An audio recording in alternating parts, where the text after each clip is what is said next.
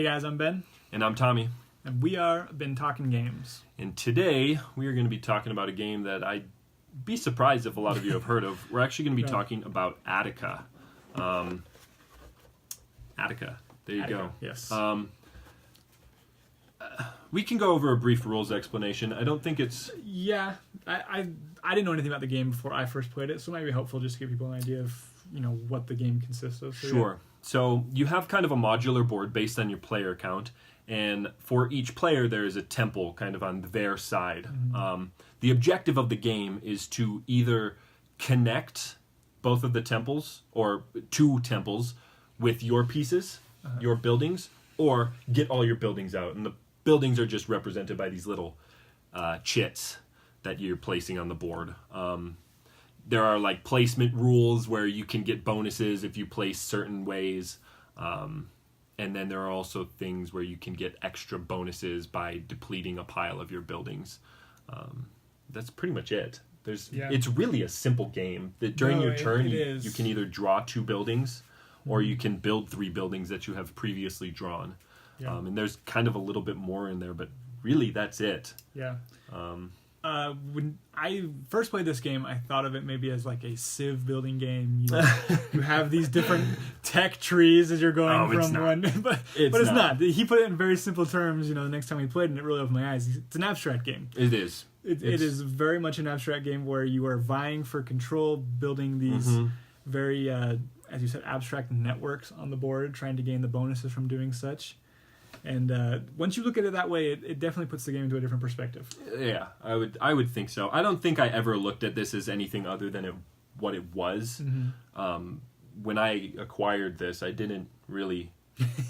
I wasn't like... I was pretty new into gaming when I got this, and it was kind of by some... I'm even surprised you have it. Well, yeah, you got it early on in your it's gaming quite career. The story on how I got this, but we won't go into that. We'll save that for another day.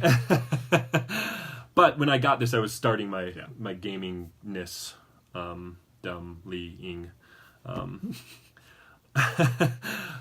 But I didn't know much about gaming, so when I got this, I was like, hey, this is a cool game. Yeah. And I never really looked at it as one thing or the other. I just enjoyed the gameplay. And, at this point in my gaming career, this is definitely an abstract game. Yeah. There's simple rules, simple mechanics. It's really about placement and timing. And for the amount of luck that's in the game, I don't think it feels like there's that much luck. No, surprisingly not. You'd think with the draws, half of your actions in the game are going to be draws, essentially, if not more, because you're trying to take cards advantage. too that you're also drawing. Exactly. They're both double layered. You're drawing your tiles that you're going to be placing on the board, and you're drawing the cards that are going to aid you in placing your tiles. So at first glance, you would think there's a lot of luck to it, but now that you say that, it never felt like there was. It's never like, oh man, that was so lucky, I'll place that. Because there's so much that really you can do in manipulation of the board. No, there are those moments where it's like, yes, that's exactly what I needed. Exactly, yeah. But there aren't those moments where it's like, crap, that's, Yeah, there are those times when you draw something and you're like, this is not what I need right now. Yeah. But honestly... You're a turn or two away from being able to play it. Yeah, you put it down and then you get to it later. It's a simple game. I don't want to say that I'm surprised it hasn't seen more love. Yeah. But I mean, honestly, the design is... It's unique. Yeah. When I first got the game, I had a really hard time trying to compare it to other games. Mm-hmm. And I thought, hey, I hadn't played much games, so that's understandable.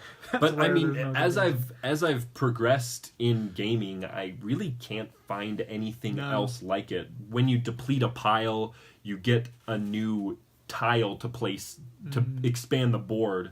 And the way that you place it, you can place as long as it's touching at some orthogonal point on the board. It's fair. I mean, no overlapping, but you can leave holes in the board. It's really, I don't know. It's unique.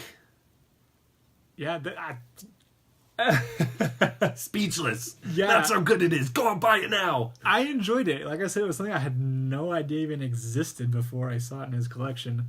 And I'm a sucker for tile placement games, and the fact that this has that two multi-layered tile placement. Yeah, you're adding tiles to the board as you're going, but then you're placing your tiles on top of those tiles, creating a network. I love network building games. The spatial aspect in this is great.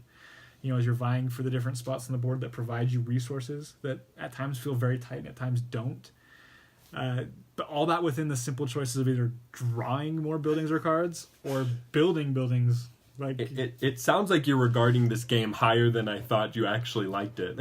Up until a most recent play, I wasn't too fond of it, but the 2-player aspect of it really brought out that abstract feel. Okay. And I enjoyed that. That push and pull as you're trying to counteract your opponent's moves while also, pushing your objective. So we played this initially. I think it was a 3-player game. Yeah.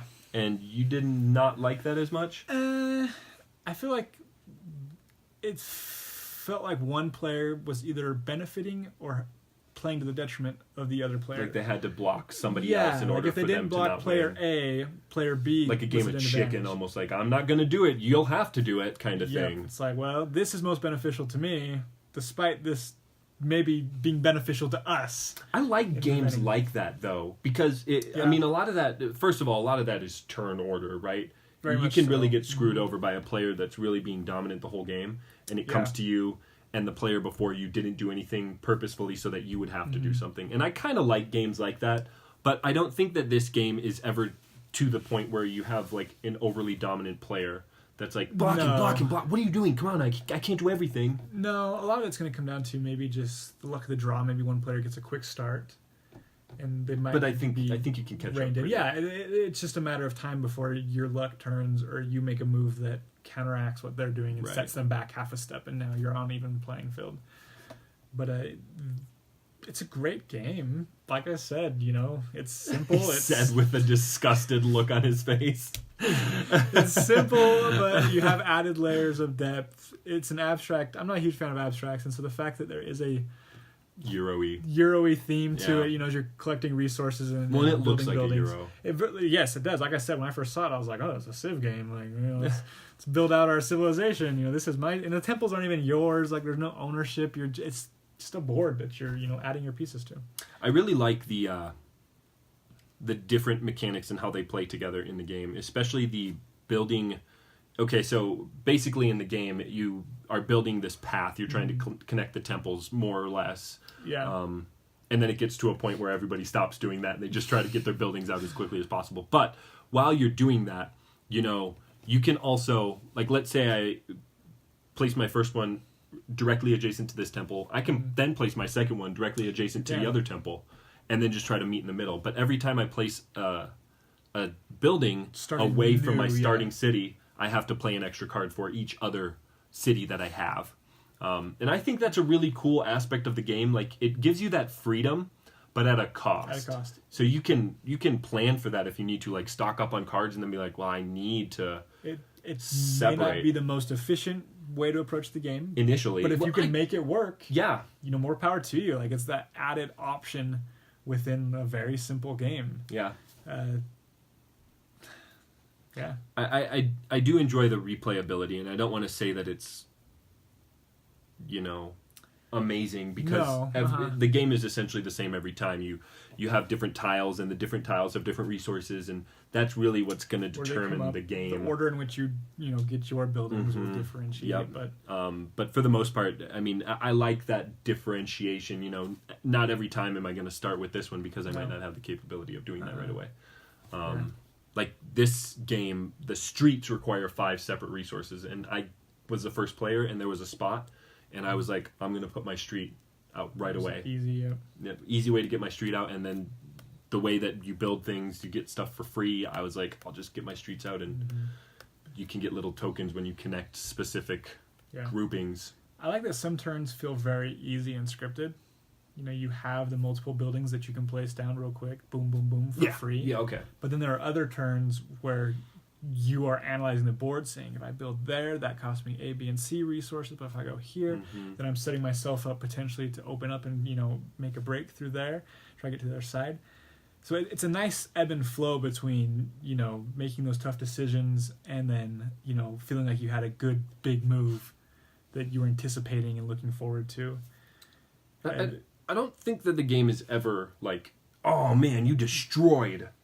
Right? The game is, at least the games that I've played, it's usually pretty close. Like, you'll either have 2 or 3 people that are really close to getting to the temples, and one person does it, or you'll have like one person. It's so cool, and we have to play a 4-player game sometime, but you're like, you have one person that'll go for a temple, and then you have one person that just smacks down 2 buildings, and it's like, nope. And it's rejected, and then they're just trying to get that the whole time, and it's a really unique game. Yeah, I really enjoy the game. And the box is 60 minutes. I feel the first time we played it, maybe went around that, but a 2-player game, we went through it pretty quick. Yeah. I'd say it was 30 to 45 minutes. Yeah, I don't think that, I mean, especially once you kind of know what you're doing, you'll definitely plays about 2 to 4. It plays 2 to 4. It doesn't play about 2 to 4, maybe 6 or 7. Give or take 2 to 4. But I really like the game. No. I definitely, if you get the opportunity, I know it's kind of a hard thing to find at this point. It's more expensive on Amazon and sites like that, especially for what it is. Yeah. But if you do have the opportunity, I would give it a shot. Yeah. Like I said, I really enjoy the game. You see it used someplace, and it looks like a great deal. Definitely worth adding to the collection. But can't get rid of it. No. I'm make him an offer. We'll see how much Attika is really worth. You know, it's a unique game that's hard to find, and I just can't get myself to. Yeah, it's one of those that you're happy to own, that you feel a sense of pride in owning. Yeah, for sure. Yeah, that's Attika. Yeah, thanks guys. See you next time.